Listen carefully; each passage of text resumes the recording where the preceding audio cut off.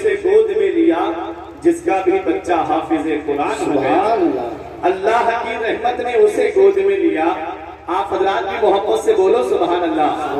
اب خاموشی بالکل نہیں چلے گی، اب ایک بھی مجمع میں خاموش نہیں رہے گا کہ جو بھی رسول پاک پہ قربان ہو گیا، مرنے کے بعد خلد کا مہمان ہو گیا، اللہ کی رحمت نے اسے گود میں لیا۔ ارے جس کا بھی بچہ حافظ قرآن ہو گیا، اللہ کی رحمت نے اسے گود میں لیا۔ جس کا بھی بچہ حافظ قرآن ہو گیا۔ یہ حفاظ کرام ہیں، علماء کرام ہیں۔ ابھی مفتی وسیم صاحب قبلہ سے آپ نے بہترین خطاب علم دین کی فضیلت پہ سماعت کیا ہے۔ ان کے خطاب ہی سے میں ایک راستہ چن کر کے آپ تمامی حضرات کے سامنے کچھ لب گشائی کر رہا ہوں۔ کوئی تمہیدی کلمات نہیں، کوئی آپ کا وقت ایک منٹ کا بھی میں ضائع نہیں کروں گا۔ حضرت نے علم دین پہ تقریر کی ہے، اب اسی علم کے تعلق سے میں ایک حدیث پڑھتا ہوں۔ آقا ارشاد فرماتے ہیں من اراد العلم فعلیہ بالقرآن، جو علم حاصل کرنے کا ارادہ کرے، جو تعلیم حاصل کرنے کا ارادہ کرے، جو ایجوکیشن حاصل کرنے کا ارادہ کرے، تو آقا ارشاد فرماتے ہیں فعلیہ بالقرآن، تو اسے چاہیے کہ وہ قرآن کی تعلیم حاصل کرے، اسے چاہیے کہ وہ قرآن پڑھے، کیونکہ قرآن جس کے سینے میں ہوتا ہے وہ اپنے باپ کا بھی ادب کرتا ہے، قرآن جس کے سینے میں ہوتا ہے وہ اپنی ماں کا بھی مرتبہ جانتا ہے، قرآن جس کے سینے میں ہوتا ہے وہ اپنے بڑے بھائی کا بھی ادب کرتا ہے، قرآن جس کے سینے میں ہوتا ہے وہ پڑوسیوں کے حقوق جانتا ہے، قرآن جس کے سینے میں ہوتا ہے وہ اپنے رشتہ داروں کے حقوق جانتا ہے، قرآن جس کے سینے میں ہوتا ہے وہ اپنے ماں باپ کے حقوق بھی پہچانتا ہے۔ اے میرے پیارے مسلمانوں، یہ تو آج ہم نے اپنی سوچ بنا رکھی ہے، یہ تو آج ہم نے اپنا ذہن بنا رکھا ہے کہ جب ہمارے بچے بولنے کے لائق ہوئے، جب ہمارے بچے چلنے کے لائق ہوئے، ہم نے سوچا کہ اسے ڈاکٹر بنائیں گے، کوئی کہتا ہے اسے انجینئر بنائیں گے، کوئی کہتا ہے اسے پروفیسر بنائیں گے۔ ہم نے مدرسے کا رخ نہیں کرایا، دینی تعلیم کی طرف ہم نے رخ نہیں کرایا۔ حضرات جب بچہ قرآن پڑھا ہوا نہیں ہوگا، جب بچہ علم دین حاصل کیے ہوئے نہیں ہوگا، تو یونیورسٹی میں ایمان کے لٹیرے بیٹھے ہوئے ہیں، کالجوں کے اندر ایمان کے لٹیرے بیٹھے ہوئے ہیں۔ ہاں کالج جہاں پر انگلش میڈیم کو فروغ دیا جاتا ہے، جہاں عیسیٰ از دا گاڈ پڑھایا جاتا ہے کہ عیسیٰ علیہ السلام کو خدا کا بیٹا بتایا جاتا ہے، ہمارا قرآن کیا کہتا ہے؟ ہمارا قرآن کہتا ہے کہ عیسیٰ علیہ السلام اللہ کے بیٹے نہیں ہیں، عیسیٰ علیہ السلام اللہ کے پیغمبر اور اس کے بندے ہیں۔ حضرات یہ پیغام تو وہ بچہ جانے گا نا جو قرآن پڑھے ہوئے ہوگا، جو قرآن کی تعلیم سے آراستہ ہوگا۔ آج اپنے ذہن کو میری طرف متوجہ کیجئے، تم کیا سمجھتے ہو قرآن کی تعلیم سے ہٹ کر کے تم کامیاب ہو جاؤ گے؟ قرآن حاصل نہ کرنے کے بعد تم کامیاب ہو جاؤ گے؟ اتنا یاد رکھنا پیارے مسلمانوں، جب دنیا میں کوئی یونیورسٹی نہیں تھی، جب دنیا میں کوئی کالج نہیں تھا، جب دنیا کے اندر کوئی اسکول نہیں تھا، حضرات اب سے میں آپ سے پوچھنا چاہتا ہوں سب سے پہلی یونیورسٹی کب بنی ہے؟ سب سے پہلی بنا ہے؟ آپ بتاؤ مجھے کیا یونیورسٹیز کی عمر کتنی ہے؟ 400 سال ہے، 500 سال سے زیادہ اس یونیورسٹیوں کی عمر نہیں ہے۔ جب 500 سال سے پہلے کوئی یونیورسٹی نہیں ہے، 500 سال سے پہلے جب کوئی کالج نہیں ہے، تو کوئی انجینئر بھی نہیں ہوگا، کوئی آرکیٹیکٹ بھی نہیں ہوگا، کوئی انجینئر نہیں ہوگا۔ تو اب آپ مجھے بتاؤ، جب کوئی یونیورسٹی نہیں ہے، سب سے پہلی جامعہ ازہر ہے، یونیورسٹی تو اب بنی ہے، یہ علماء بتائیں گے وہ بھی پہلے مدرسہ تھا۔ حضرات تو اب اپنے ذہن کو قریب کریے گا، میں ایک الگ سے آپ کے ذہن میں ایک بات بٹھانا چاہتا ہوں کہ ہمارے قرآن کی شان کیا ہے۔ آج ہم قرآن چھوڑ کے دنیاوی تعلیم کی طرف جا رہے ہیں۔ میں دنیاوی تعلیم کا منکر نہیں ہوں، آج کے دور میں ضرورت ہے اس تعلیم کی بھی، لیکن پہلے بیسک تعلیم دلائیے، پہلے اپنے مذہب کی تعلیم دلائیے، پہلے اپنی شریعت کی تعلیم دلائیے، پہلے اپنے مذہب کی تعلیم قرآن اپنے بچے کو سکھائیے۔ اس لیے کہ اے میرے پیارے مسلمانوں، 400-500 سال پہلے جب کوئی یونیورسٹی نہیں ہے تو کوئی آرکیٹیکٹ بھی نہیں ہوگا، کوئی انجینئر بھی نہیں ہوگا۔ تو اب آپ مجھے بتاؤ یہ تاج محل بنانے والا کون ہے؟ یہ قطب مینار بنانے والا کون ہے؟ یہ دہلی کی جامع مسجد بنانے والا کون ہے؟ ارے یہ قطب مینار بنانے والا کون ہے؟ تو تمہیں بھی یہ کہنا پڑے گا اس وقت جب کوئی یونیورسٹی رہی تھی تو تاج محل بن رہا تھا، قطب مینار بن رہا تھا، دلی کی جامع مسجد تعمیر ہو رہی تھی، آگرے کا تاج محل بن رہا تھا۔ یہ کسی اور کی دین نہیں ہے بلکہ قرآن پڑھنے والے کی دین ہے۔ سبحان اللہ سبحان اللہ، زندہ باد زندہ باد، والے کی دین ہے۔ یہ قرآن کیا ہے؟ ہر چیز کا بیان قرآن کے اندر موجود ہے، ہر چیز کا ذکر قرآن کے اندر موجود ہے، لیکن شرط یہ ہے اتنا علم ہونا چاہیے، شرط یہ ہے اتنی صلاحیت ہونی چاہیے، شرط یہ ہے اتنی قابلیت ہونی چاہیے۔ آج ہم قرآن سے دور ہوتے جا رہے ہیں۔ آؤ قرآن کی شان دیکھو۔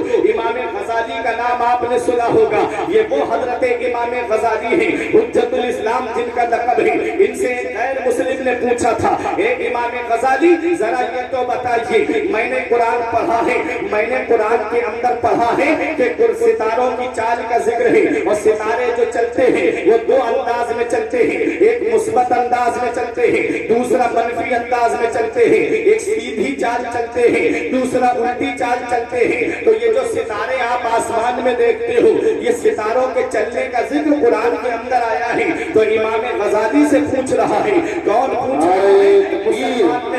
نعرہ رسالت، علماء اہل سنت، مسلک اعلیٰ حضرت حضرت علامہ مفتی بلال صاحب قبلہ، حضرت علامہ مفتی بلال صاحب قبلہ، علماء اہل سنت، مسلک اعلیٰ حضرت، نعرہ تکبیر، نعرہ رسالت۔ ماشاءاللہ، دیکھیے اللہ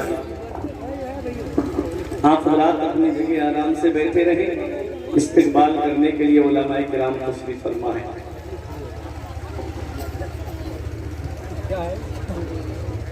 درود پاک پڑھیں، اللہم صلی اللہ، درود پاک پڑھیے۔ زمانے سے مسلسل درد صبح و شام ملتا ہے، ارے درود پاک پڑھ لیجئے، بہت آرام ملتا ہے۔ ارے اللہم صلی اللہ سیدنا و مولانا محمد و بارک وسلم، صلاۃ و سلام علیکہ یا رسول اللہ صلی اللہ تعالی علیہ وسلم۔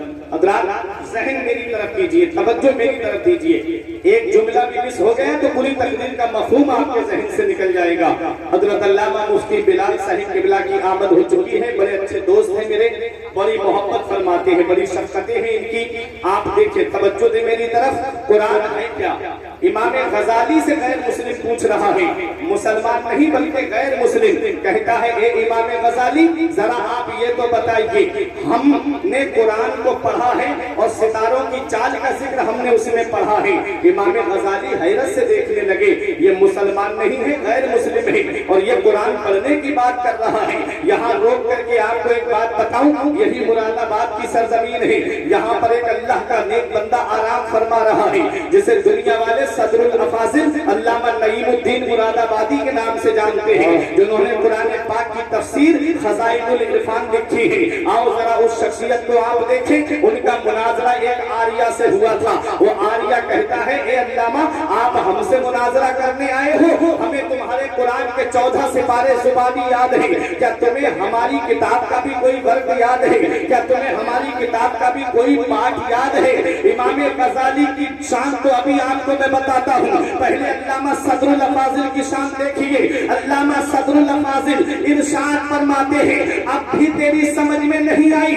آریہ کہتا ہے نہیں سمجھا۔ فرمایا یہی تو میرے مذہب کی سچائی ہے، یہی تو میرے قرآن کی سچائی ہے، ارے یہی تو میرے قرآن کی شان ہے۔ ارے جو اپنے تو اپنے رہے، غیروں کے بھی دل میں جگہ بنا لیتی ہے۔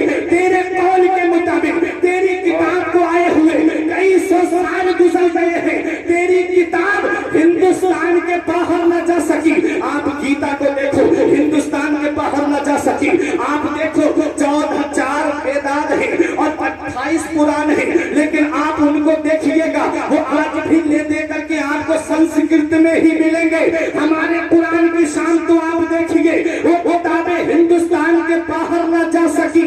میں کسی کتاب کی کوئی توہین کی بات نہیں کرتا، میں اپنے قرآن کی عظمت بتا رہا ہوں۔ وہ کتابیں آج تک ہندوستان کے باہر نہ جا سکی، اور قرآن نازل ہوا ہے مکے میں، قرآن نازل ہوا ہے مدینے میں، قرآن نازل ہوا ہے میدان بدر میں، قرآن نازل ہوا ہے میدان احد میں۔ اور قرآن کی شان دیکھو، قرآن مکے سے چلا پوری دنیا کے کونے کونے تک پہنچ گیا، قرآن مدینے سے چلا پوری دنیا کے کونے کونے تک پہنچ گیا۔ یہ قرآن پوری دنیا میں چلا کیسے ہے؟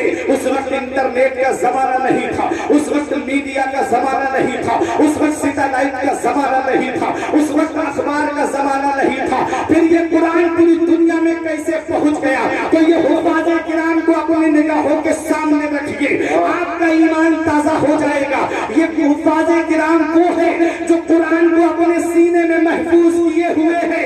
इमाम ग़ज़ाली की शान सुनने वालों, अल्लामा सदरुल फाज़िल नईमुद्दीन मुरादाबादी फरमाते हैं, अब भी तेरी समझ में नहीं आई। अरे तेरे कौल के मुताबिक तेरी किताब को आए हुए कई सौ साल गुजर गए, लेकिन वो आज तक हिंदुस्तान के बाहर न जा सकी। और हमारे कुरान की शान ये है कि पूरी दुनिया में कुरान पहुंच गया है। कुरान नाजिल हुआ मक्के में, कुरान नाजिल हुआ मदीने में। मैंने कुरान से पूछा, ये कुरान जरा ये तो बता, जब तू नाजिल हुआ था तो इंटरनेट का जमाना नहीं था, मीडिया का जमाना नहीं था, सैटेलाइट का जमाना नहीं था, अखबार का जमाना नहीं था, फिर भी पूरी दुनिया में कैसे फैल गया? जबकि चलता वो है जिसके पास पैर हो, पकड़ता वो है जिसके पास हाथ हो, बोलता वो है जिसके पास जुबान हो। ये कुरान पूरी दुनिया में कैसे फैल गया? तो कुरान जवाब देता है, अगर इंटरनेट के जरिए चला होता, अमेरिका के ईसाइयों ने पीछा किया होता, अगर .com के जरिए चला होता, रूस के मजूसी ने ताक़ुब किया होता, अगर अखबार के जरिए फैला होता, तो भारत के पत्रकार ने कुछ ना कुछ लिख लिया होता। मैंने कहा फिर फैला कैसे है? तो कुरान जवाब देता है, अखबार के जरिए नहीं, हाफिज़ कुरान के जरिए। नारे तकबीर, नारे रिसालत, मसलके आला हज़रत, उलमाए अहले सुन्नत, मज़हबे इस्लाम, पैगम्बरे इस्लाम, हज़रत अल्लामा फुरक़ान मंज़री साहिब क़िबला। बख्शिश की राह मोमिनो आसान बना लो, अपने लिए निजात का सामान बना लो। दुनिया की किताबों पे नजर बाद में रखना, बच्चों को पहले हाफिज़े कुरान बना लो।